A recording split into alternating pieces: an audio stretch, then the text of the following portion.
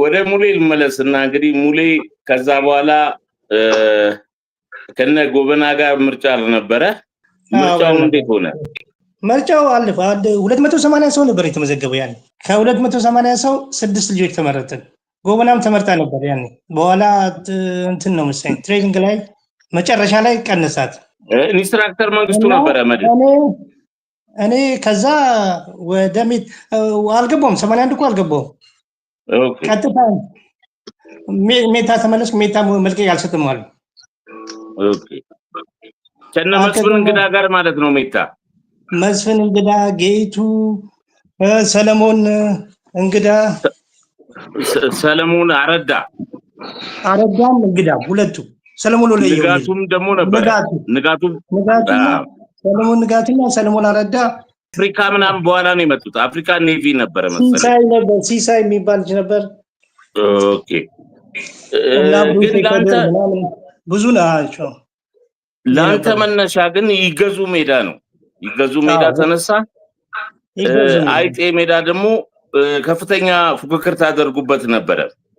እነዛ ሜዳዎች አሁን ያሉበትን ሁኔታ ታስታውሰዋለህ? ታውቀዋለህ? ይገዙን ሜዳ በጣም በሚያሳዝን ሁኔታ ኮንዶሚኒየም ተሰራበት። ያቆይቷል ከተሰራበት ጠፋ።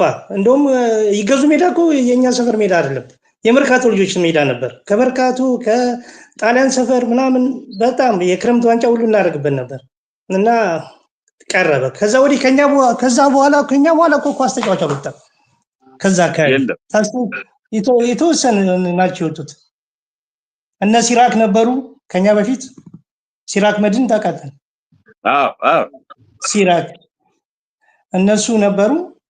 እሷ ነበረች አሁን ከኛ ቀበሌ ሲራክ። ከዛ በኋላ እኔና ዳንኤል አሸብር ነው ወደ ላይ ወጣን። ኤርሚያስ አበራን ታውቃታለህ? ቢራ ነበረች። በረኛ ነበረ። በኋላ ላይ የክረምት ውድድር ላይ እንመለስበታለን።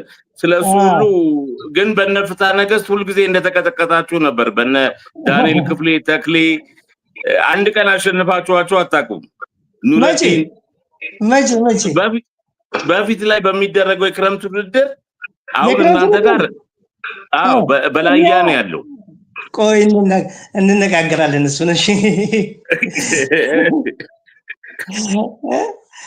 በጣም ነበር የምናሸንፈው። አይጥ ሜዳ በተለይ እኛ በጣም ብዙ ጊዜ ነበር የምናሸንፋቸው የነበሩ። ብዙዎቹን እያመጣን እንቀጠቅጥ ነበር። አይጥ ሜዳ በተለይ ይመቸን ነበር። በላይ ዘለቀ አሁን ለምሳሌ እናንተ ሜዳ ማለት ነው። ኤርሚያስ አበራ፣ ዳንኤል ማቻ፣ ጎበና ኤርሚያስ አበራ ምናምን አሉበት። እዛኛው ምድብ ግን እነ ፔሌ አሉ፣ እነ ተክሌ አሉ፣ እነ ፍታ ነገስት አሉ፣ እነ ኑረዲን። በሱ ግሩፕ አልተጫወትንም። እንደሱ ሆነ አልተጫወትንም። እነ ፔሌ ምናምን ያሉበት እነ ተክሌ ፔሌ ዳዊት ከኋላ ተከላካይ ሁልጊዜ እንደተቀጠቀጣችሁ ነበር። ማስረጃ ማቅረብ ይቻላል። ዋንን ነገር አይጥ ሜዳ እናንተ ሜዳ ብሩክን ጠይቆ ብሩክን እስጢፋኖስን እያመጣን እንቀጠቅጣችሁ ነበር። እነሱን ታሸንፋላችሁ። ይሄ ግን የፒያሳ አካባቢ የነበሩት ቡድን ግን ብዙ ጊዜ ያሸንፏችሁ ነበረ። እስቲ ቆይ እንጃ። እስቲ ማስረጃ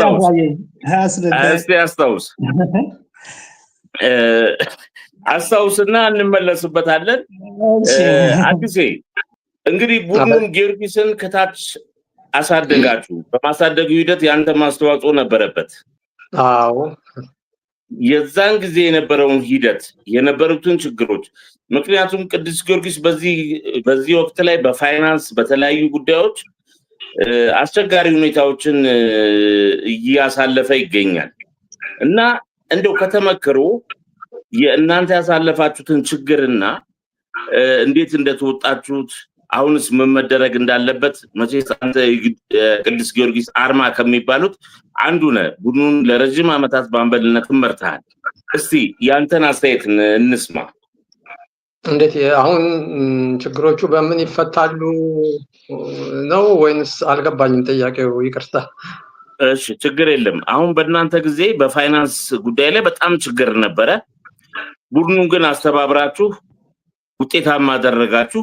በኋላ ላይ እያለ ነገሮች ችግሮቹ ተቀረፉ። አሁንም ቅዱስ ጊዮርጊስ ተመሳሳይ ችግሮች አሉ።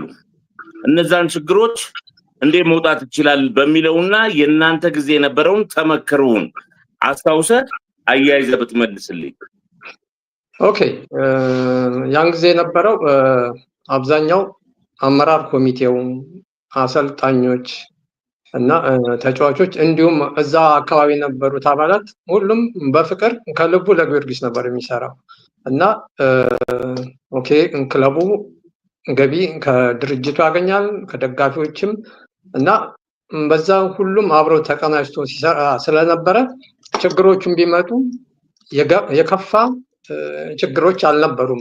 ችግር ነበረ፣ አዎ፣ ግን በፍቅር ሁሉም ነገር ማለት ለጊዮርጊስ ሁሉም ነገር ሰው ራሱን የሰጠበት ነበረ።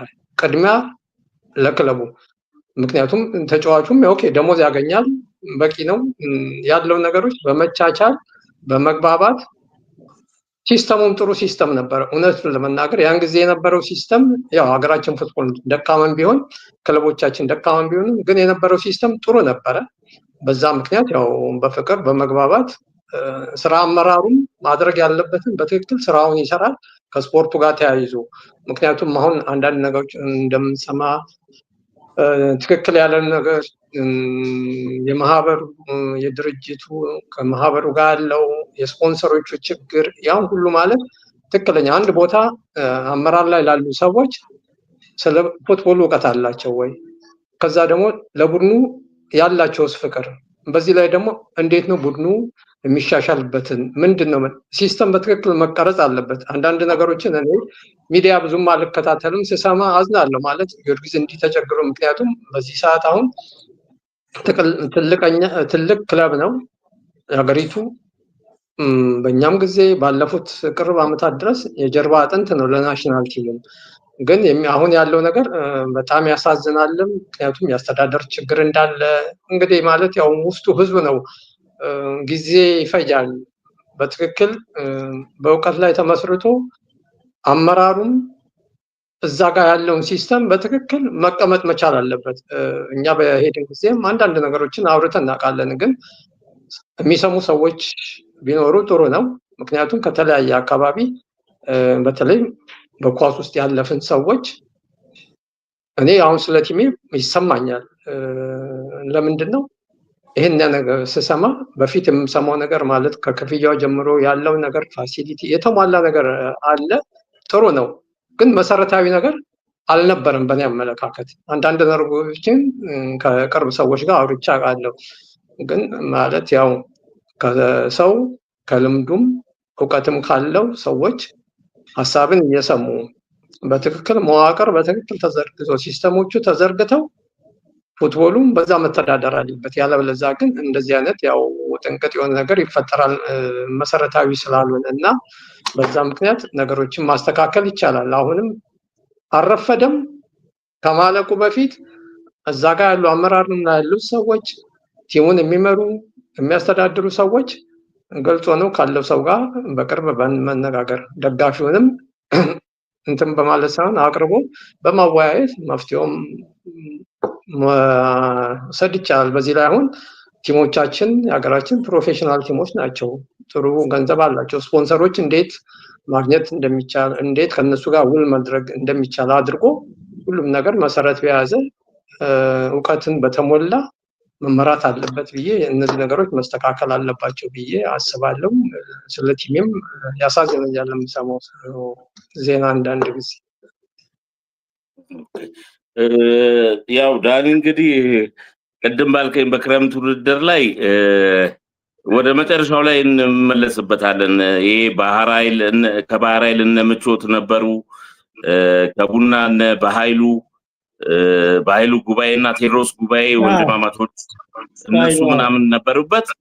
እንግዲህ የተሸነፋችሁበትን ቪዲዮ በወቅቱ ቢኖር ማሳየት ይቻል ነበረ። እነ ባይዱ ይሆናሉ። እኔ ያለው በእነ ባይዱ ጊዜ ይሆናል ምናልባት አንተም ነበርክበት ላይ ኤርሚያስ አበራ ነበር አስተባባሪ። ኤርሚያስ አበራ ነበረ፣ እነመይዞም ነበሩ። እነ በላያም ተጫውተዋል። አንደኛም ያገናኛል ኤርሚያስ ነው። አዎ እነ በላያም ነበሩበት። አዎ በላያም ነበረች። የሱ ወንድም ሜዞ የሚባለው የሱ የበላያ ወንድም ታላቋ ታውቀው እንደሆነ እሱን እንኳን አላውቀውም፣ ግን ብዙ ሰዎች በተለይ የአካባቢ የእንቁላል ፋብሪካ አካባቢ ሰዎች ያንተን ሙሌ ቤተሰባችሁ በእጅ ሙያ ላይ ያተኮረ ስራ የሚሰራ ቤተሰብ ነው። እርግጥ ነው እና ያሬድና ትንሹ ወንድም ደግሞ ነበረ መድን የነበረው አብይ። እንደውም ያሬድ አንድ ጊዜ እግሩን ሁሉ ተሰብሮ ነበረ። አብይ ነው። ኦኬ እግሩን ተሰብሮ በዛች መካከል አቆመ መሰለኝ። መድን እኛ ቢ ነበር፣ እኛ ጋር መድን ቢ ነበረ። በተመሳሳይ ደግሞ በእንጨት የእንጨት መሰንጠቂያ ነበራችሁ። ፎቅ ላይ መኖሪያ ነው፣ ፎቅ አለው። ከታች ደግሞ ትልቅ የእንጨት ስራ ነበረ። አሁንም ይሰሩበታል ብራዘር እና ያሬድ ይሰራል። አንተ ግን የታወቅ ቺፍ መካኒክ ነበርክ? አይ መካኒክ አልነበርክም። እንጨት ስራ ነው። መካኒክ አልነበርክም? መካኒክ ክረምት እዚህ ኦሮማ ገራጅን ታውቀዋል? ጀርባ አንድ ረዘነ ገራጅ የሚባል ነበር። ረዘነ ገራጅ አውቀዋለሁ። 40 ሺህ ቤት ሆኖ ነበር። እቺ ፖስታ ቤት እንደዚህ መታጠፊያው ጋር እዛ ጋር ክረምት ኤር ነበር፣ እዛ ውል ነበር። እነ ሳሙኤል የሚባል መካኒክ ነበረ። ከዛ በኋላ ወደ ወክማ ጋር የከፈተ ጥቁር ነበረ። እነሱ ረዘነ ነበር ዋናው እንትኑ። ባለቤቱ ረዘነ ነበር። እና እዛ ክረምት እየሄድኩኝ በፊት ቡና እየሰራው ራሱ እዛ ክረምት እሰራ ነበር ረዘነ ጋር። እንዲሁ ክረምት ብቻ ነው እንጂ አንድ መኪና ቢቆም ማስነሳት ብቃቱ አለ። ማስነሳትማ ታክሲም ሰርቻለሁ። እስቲ ያጫውተና። ኳስ ካቆምኩ ሁሉ ታክሲም ሰርቻለሁ። ግን ብዙ እንደዚህ እውቀት ኃይለኛ እውቀት የለኝም። ያው ክረምት ሲሄድ አንዳንድ ነገሮችን መፍታት ምንትን ማለት እችላለሁ። አንዳንድ ነገሮች መጠራረግ ምናምን እሱን ልችል እችላለሁ እንጂ እንደዚህ የጠለቀ እውቀት የለኝም። እንጨት ብትለኝ የጠለቀ እውቀት አለኝ። ሁሉን ነገር ሰራለሁ። እና ታዲያ አሁን ለምሳሌ ኳስ ስታቆም ያ የቤተሰብ ድርጅት ካለ የእንጨት ስራው ላይ መቀጠል አይሻልም? መጀመሪያ ታክሲ ጀመርኩኝ። ገብቷል። ላዳ ገዝተን ታክሲ ጀመርኩኝ። ከዛ ወዲያው ታክሲውን ሸጥኳትና ቀጥታ በቤት ተቀላቀልኩኝ። እንጨት ስራውን ጀመርኩ። አብረን ሰራ ነበር። እኔ ውብሸት እና ያሬድ በተለይ በጣም እንሰራ ነበር። አብይ የዛን ጊዜ ይጫወት ነበር። ብርሃነ ሰላም ፖሊስ ምናምን ይጫወት ነበር ያኔ እሱ። ስለዛ ወንድማማቾች ኳስ ተጫዋቾች ነበራችሁ? አሁንም ያው ፋዘርም ይጫወት ነበር። እኔ ድሮ ፋዘር ለቀበሌ ናኛው ለሰላም በጉለሌ ምናምን ተጫውቷል ፋዘር። ስለዛ ቤታችሁ በእግር ኳስ ተጫዋች የተሞላ ነው ማለት ይቻላል። ሁላችንም ይገዙ ሜዳ በቃ ሙያችን ነው። ገብቷል። ጠዋት እንወጣና 12 ሰዓት ማታ ነው የምንገባው። በራችን ላይ ነበር የመጀመሪያው ቤታችን፣ ይገዙ በር ላይ ነበር። አሁን ነው ቤት ፋዘር ገዝቶ ነው ያንን ቤት እዛ የመጣ ነው እንጂ በፊት ይገዙ ሜዳን ታውቃታለህ? ፊት ለፊት በቃ እሱ ጋር ነበር። ሜዳው ላይ ፊት ለፊት ነበር ቤታችን። የመድን አገባብን እንግዲህ በስፋት እንመለስበታለን። ቀጥል። እና እንጨት አባቴም ደግሞ እንጨት ሰራተኛ ነበር፣ ይሰራ ነበር። ስለዛ ወላጅ አባት ኳስ ተጫዋችም ነበሩ፣ እንጨት ሰራተኛም ነበሩ። ሰራተኛ ነበር። ከጣሊያኖች ወንድሞችን በተመሳሳይ እንደዛው ኳስ የሚጫወታሉ፣ እንጨትም ይሰራሉ። ሁላችን አሁን እዚህም እንጨት ነው የምሰራው። አይገርም? አይ ልዩ ነው፣ ልዩ ታሪክ ነው እየነገርከኝ ያለው።